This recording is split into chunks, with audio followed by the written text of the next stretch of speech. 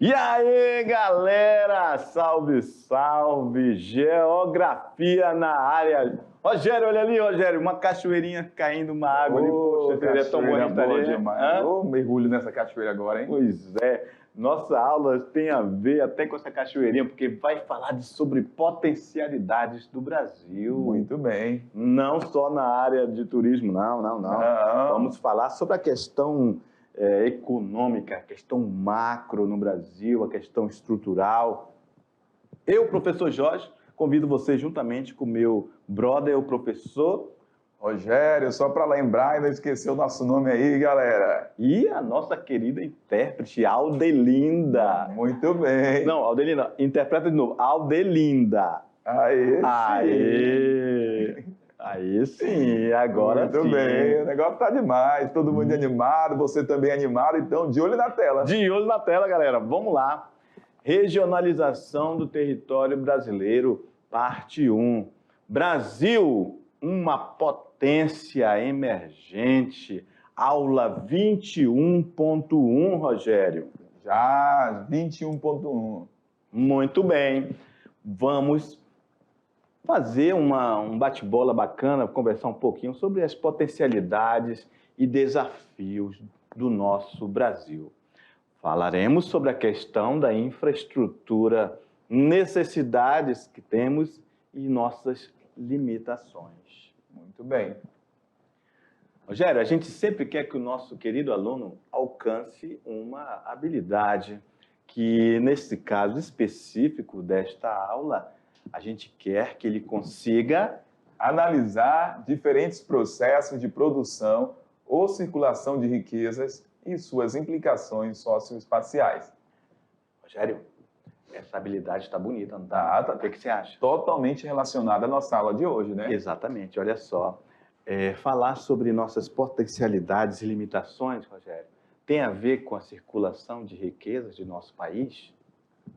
Com certeza. Tem a ver com a questão espacial do Brasil? Com certeza. Está falando de processo de produção, circulação de riqueza. Então, certamente, se uma área tem essa produção ou circulação, vai refletir nessa organização socioespacial dessa referida cidade ou dessa referida área. Beleza. Brasil, uma potência, realmente. Rogério, tu vê o Brasil como uma potência? Vejo o Brasil uma potência, porque o Brasil tem aí várias situações que podem ser consideradas, para o Brasil ser considerada uma grande potência. Por exemplo, a área física do Brasil, uma grande extensão latitudinal, olha só, de sul a norte, um grande território, né? Então, olha só, um território com grande potencial. De leste a oeste. Leste a oeste também, então nós temos aí um grande potencial dentro do território brasileiro. Interessante frisar, só a nível de curiosidade, o Brasil é tão grande que quando o sol está nascendo lá no Nordeste, lá no Acre, aqui no Acre, né, quer dizer, ainda é tudo escuro. Isso mesmo. Só para a gente entender a circunferência que faz o nosso país em relação ao globo, de tão grande que ele é. Muito bem. É isso? Com certeza, professor Jorge.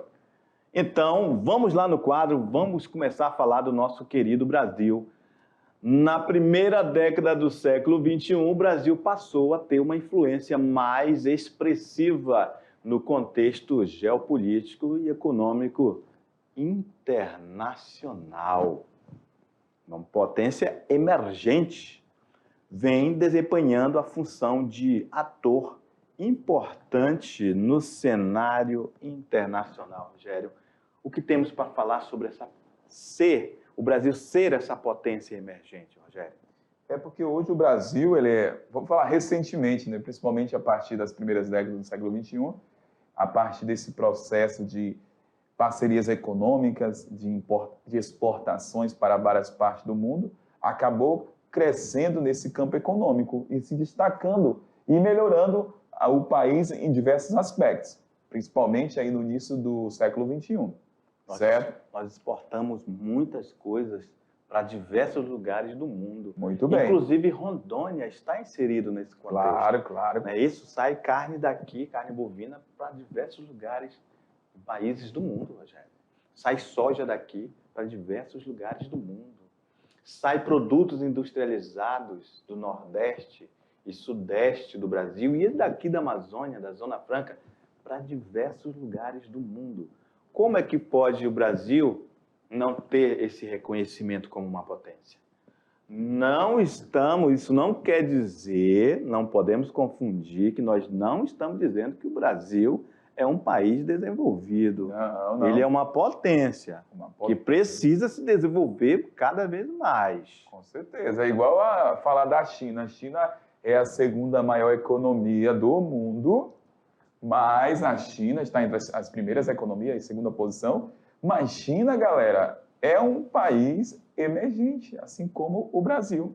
Faz parte dos BRICS. E é uma potência. E é uma potência. Só que aí, potência nesse campo econômico, industrial, mas quando a gente olha lá para a questão da população, que são os dados aí socioeconômicos, já não é tão favorável. Desigualdades sociais. Desigualdades sociais, e por isso que não é considerado aí um país desenvolvido. Certo, professor Jorge? Exatamente. Estamos em desenvolvimento, somos considerados emergentes. Muito bem. É tanto que nós fazemos parte do BRICS.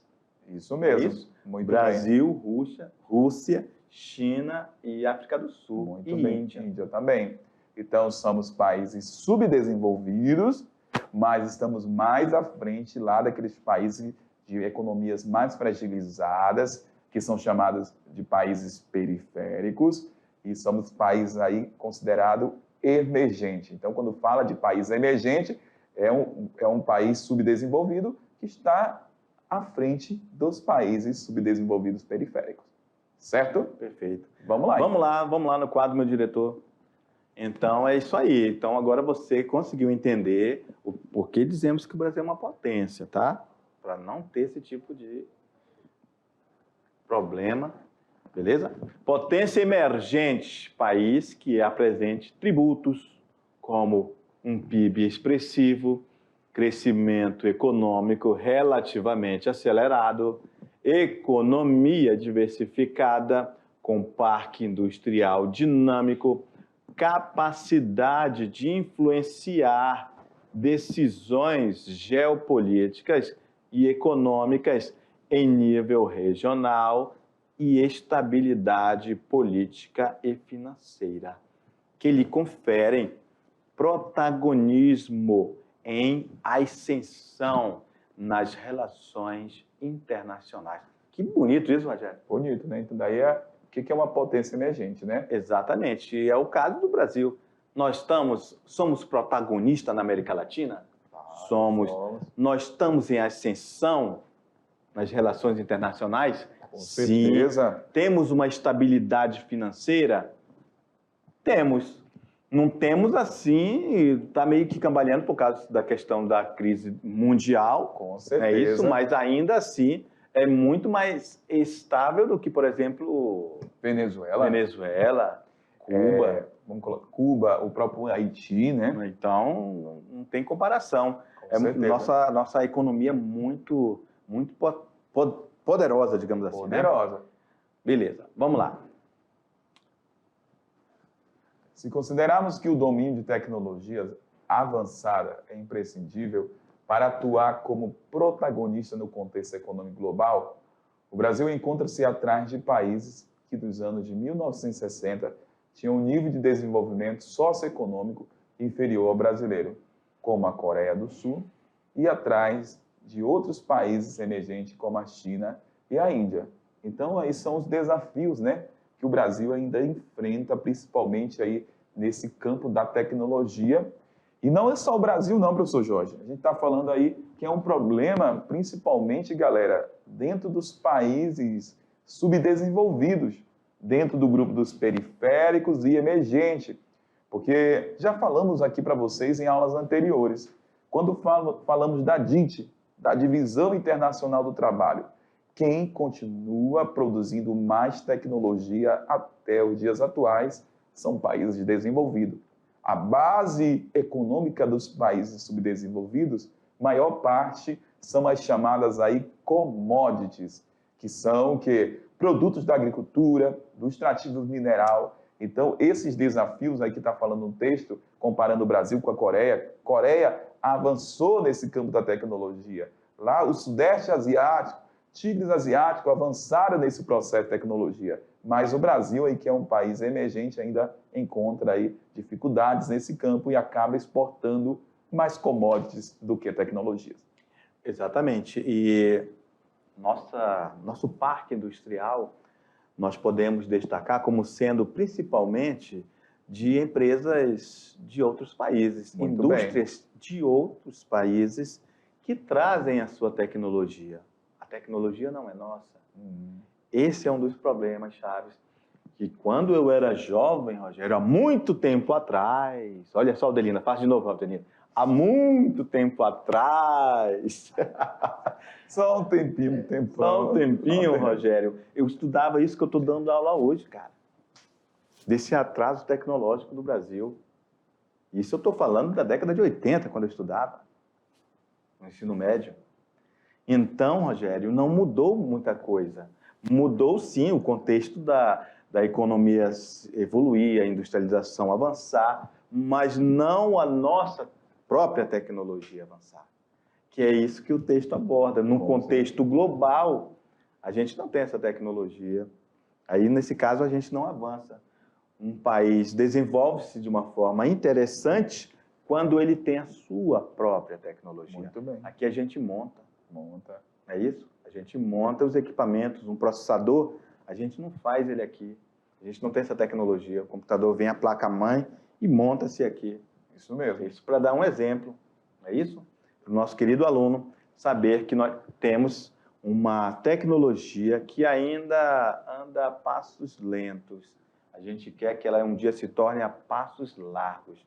Aí sim, no contexto internacional, a gente terá um diferencial interessante para nos compararmos aos países desenvolvidos. Isso mesmo. Vamos lá. Avançando aí para mais informações sobre nossa aula, sobre a evolução econômica do Brasil. Pronto, falei de DIT, parece que eu estava adivinhando.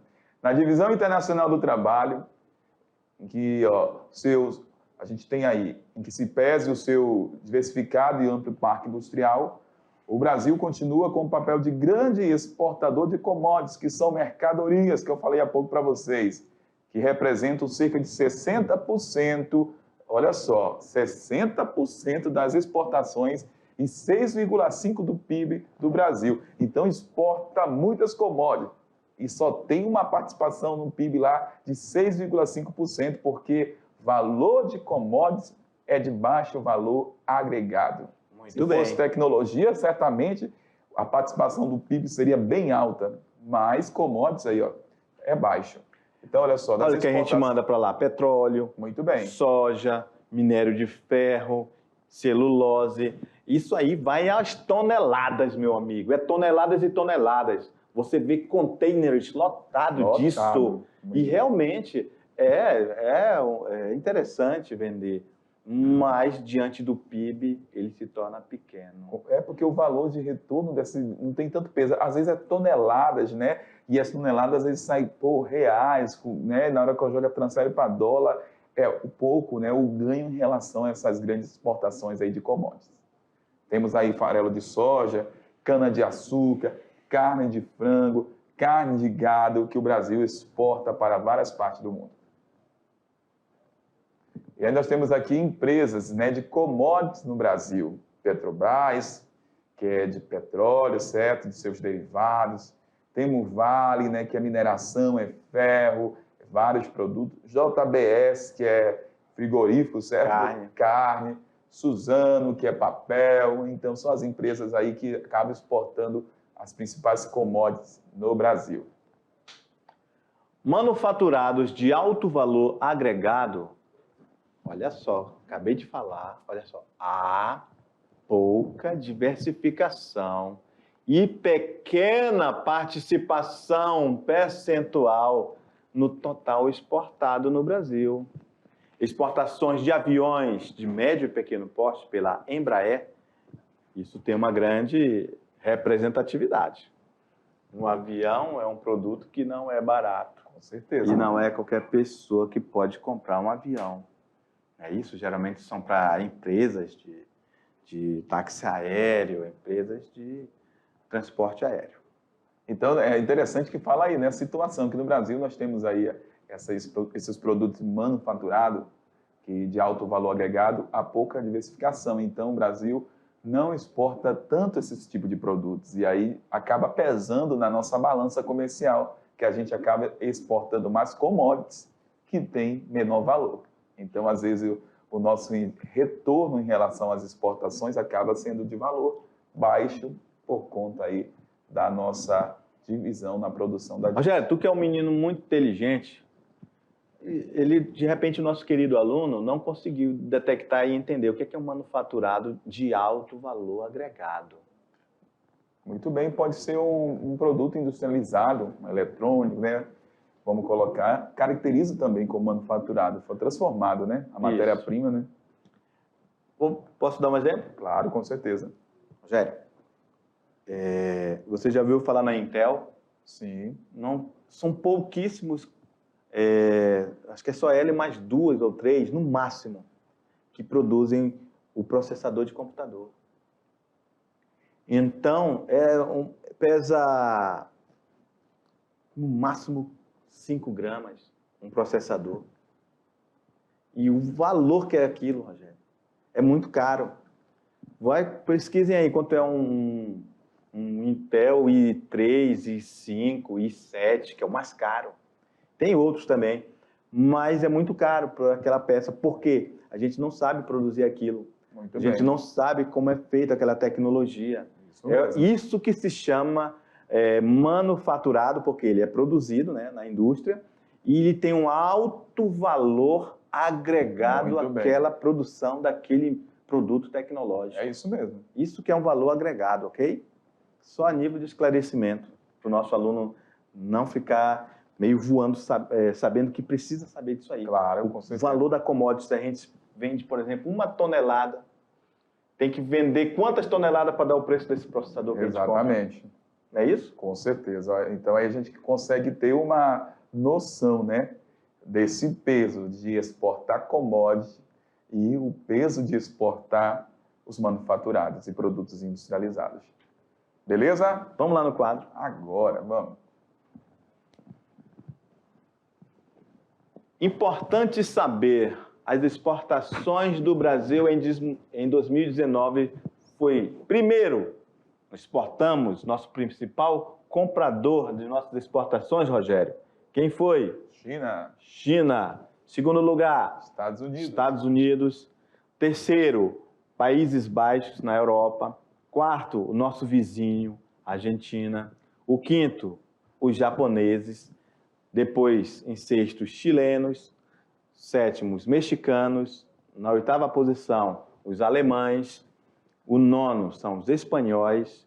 E em décimo, Coreia do Sul. Muito bem. A nível de esclarecimento aí sobre nossas exportações. E essas exportações, como no slide anterior, baseia-se principalmente em commodities, como o professor Rogério falou. É isso mesmo. Exportação, só lembrando que é venda, né? Venda, a venda dos produtos do Brasil para o mundo. Exportação por estado brasileiro, né? As exportações. A gente tem aí na liderança São Paulo, na segunda posição Rio de Janeiro, na terceira Minas Gerais, Rio Grande do Sul, o Pará, Mato Grosso, aqui a gente tem os estados, né? Paraná, Santa Catarina, Espírito Santo e Bahia. Então a gente tem aí esse gráfico com as informações mais atuais, quando a gente fala aí referente a 2019, das exportações do Brasil por estado. E olha só, a gente está falando de São Paulo, mas olha só a diferença, né? Quase que o dobro do segundo colocado, que é Rio de Janeiro. Com certeza. Então, as exportações de São Paulo representam uma grande participação no PIB brasileiro. Exatamente. Considerando os países do BRICS, Brasil, Rússia, Índia, China e África do Sul, a Rússia apresenta um bom nível educacional superior na média em relação aos demais países do conjunto. A Rússia detém tecnologia avançada no setor aeroespacial, de energia nuclear, de armamentos, mas em termos de indústria de bens de consumo, fica atrás dos outros países. Então, assim, ela tem um avanço, né, nessa estrutura econômica comparado com o Brasil, mas tem dificuldade de produção, principalmente dessa produção no setor, por exemplo, da agricultura. Não é tudo que a Rússia consegue produzir e acaba comprando produtos dos BRICS. E muito reflexo ainda do que foi a União Soviética. Né? Isso mesmo. Então, a tecnologia espacial, União Soviética. Corrida armamentista, também União Soviética. Então, ela tem, assim, ainda resquícios desse tempo. Muito bem, desse período da Guerra Fria, porque Rússia herdou praticamente quase todo o armamento da antiga URSS. Beleza. Vamos lá no quadro. E daí são os BRICS, galera. Países emergentes, são países emergentes. Brasil, Rússia, Índia, China e África do Sul. Já a China e a Índia vêm apresentando acelerado crescimento em termos de produtividade, resultado dos investimentos. Tá vendo, galera? Tem que ter investimento em inovação e desenvolvimento tecnológico. Olha, a China e a Índia são destaque na exportação de tecnologias, professor Jorge. Isso. Esses países estimulam o processo de internacionalização de empresas, fomentando e auxiliando a aquisição de empresas de setores estratégicos, além de estimular fortemente as exportações, com incentivos fiscais e empréstimos. Então, a China, hoje ela tem ali a sua política ainda socialista, mas a economia é de mercado. Então, a gente tem lá socialismo de mercado dentro da China. Então, essa abertura aconteceu principalmente para as demais partes do mundo a partir da década de 70. Então, hoje ela tem essa característica aí, ó, e estimula o quê? Esses setores da indústria para promover o quê? A produção industrial e garantir as suas exportações. China, segundo maior PIB, IDH 0,761. A China apresenta baixa renda per capita em razão de sua grande população absoluta, Rogério. Muito bem. Então, a gente tem aí o quê, galera? Um país subdesenvolvido emergente, que está como a segunda maior economia mundial, só que a China, quando a gente analisa China e Índia, essa galerinha aí detém 60% da população, quase 40% da população mundial. Então, olha só, tem até um retorno no PIB interessantíssimo.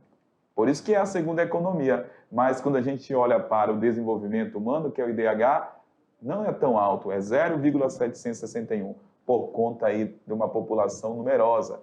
Aí acaba também representando o que? A concentração de renda que a gente está vendo aí da desigualdade da China, quando a gente fala do índice de Gini, que volta a crescer dentro do território chinês. Só lembrando, né, que a gente tem o Gini de 0 a 1. Então, quanto mais próximo de 0, a gente observa o quê? Uma menor desigualdade de renda. Enquanto mais próximo de 1, maior desigualdade. A África do Sul é baseada na indústria, na mineração e na agricultura. Aí um gráfico em estilo gráfico de pizza, né, Rogério? Que mostra aí como é que é a África do Sul. Que é um país também participante do BRICS, que é emergente. Então, nós temos aí os setores aí dentro da África do Sul. Da indústria, né, e diversos outros setores. Entre as vantagens do Brasil em relação a um ou mais países dos BRICS estão: nós temos uma grande extensão de terras para agricultura. Que falamos nisso na aula, né, professor Jorge? Exatamente. Nós temos dimensões continentais. Certo. Temos água de rios caudalosos.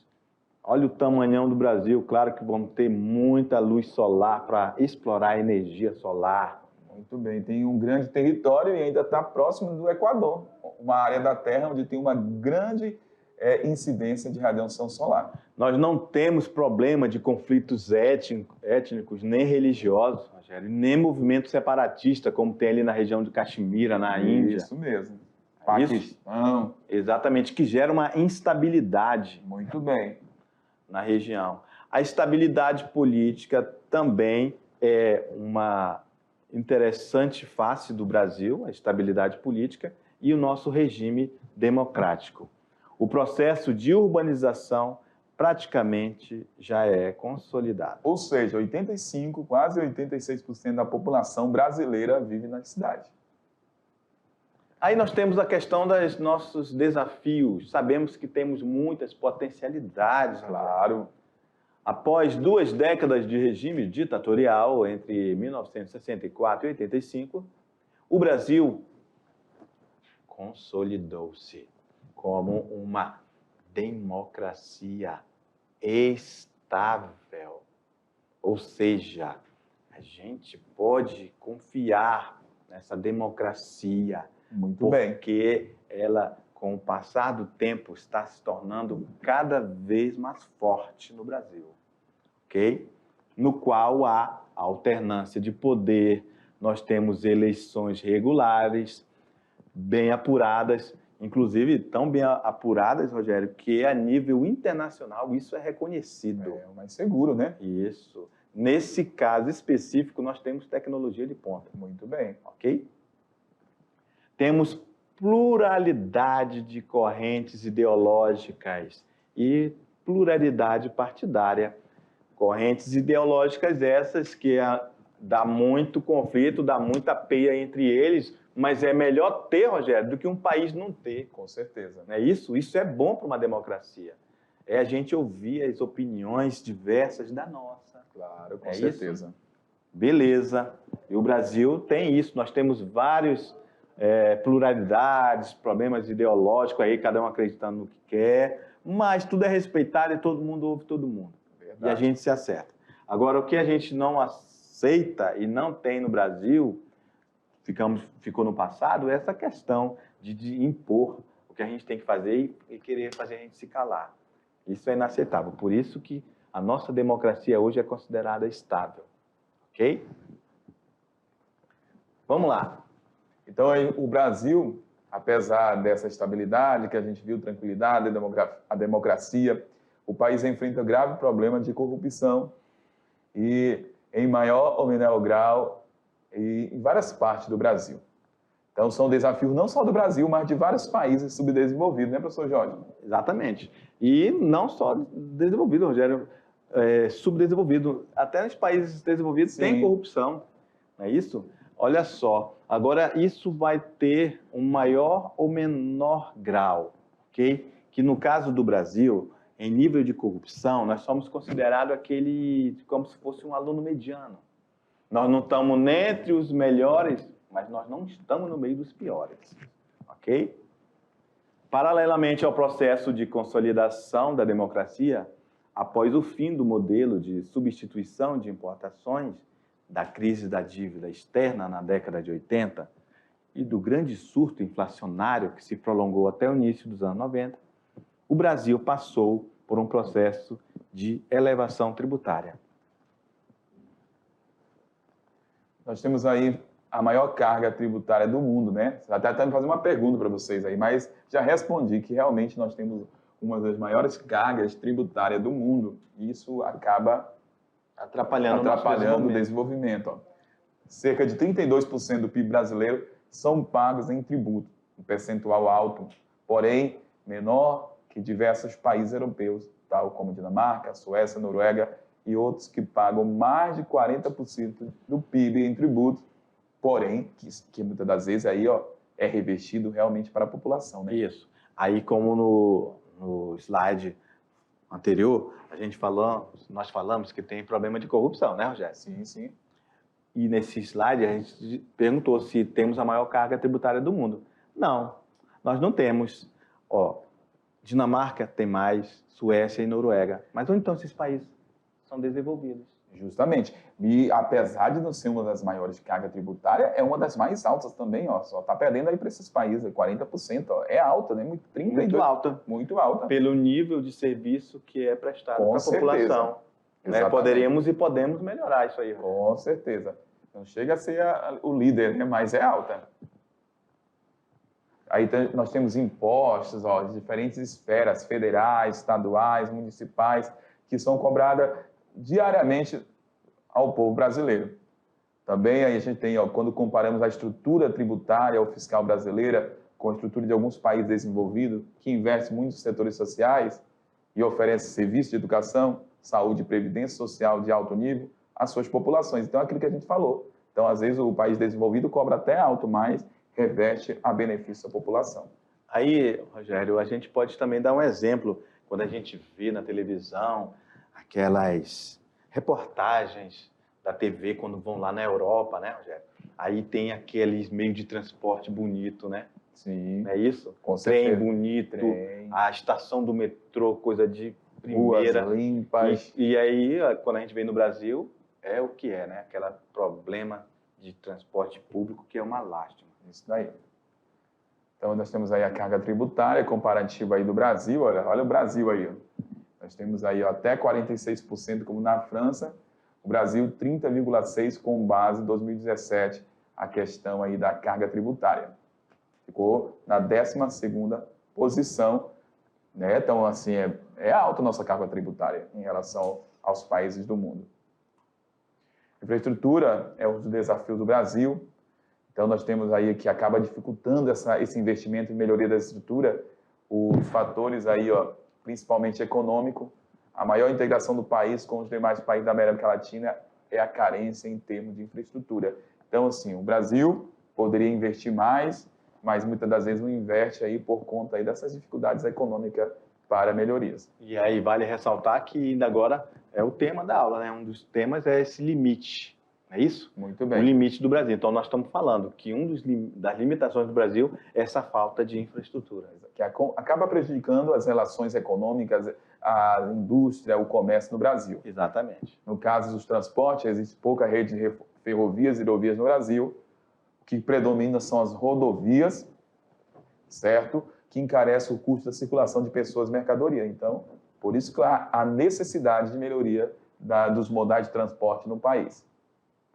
Os portos brasileiros trabalham no limite das suas capacidades, então é muito importante essa ampliação e só é possível com maior capacidade de escoamento dos terminais de carga marítimos e com maior fluidez de mercadorias pelas vias terrestres, no caso aí as rodovias e ferrovias e também fluviais, que é as hidrovias. Então, a integração dos modais de transporte precisa ser mais sofisticada no Brasil. Muito bem, precisa ser mais sofisticada, quer ser mais estruturada para poder atingir o seu objetivo. Em 2010, o país alcançou um crescimento de 7,5% em meio à crise econômica internacional, provocado tanto pelos Estados Unidos como pela zona do euro. E, novamente, falamos, né, o Brasil está reverberando no Brasil essa crise econômica gerada pela pandemia mundial. Muito bem. Atualidade, vem registrando queda no PIB e aumento da inflação provocado por fatores externos, crises econômicas e fatores internos, crise política, seca, gastos públicos elevados, falta de infraestrutura energética e falta de infraestrutura de transporte. Muito bem.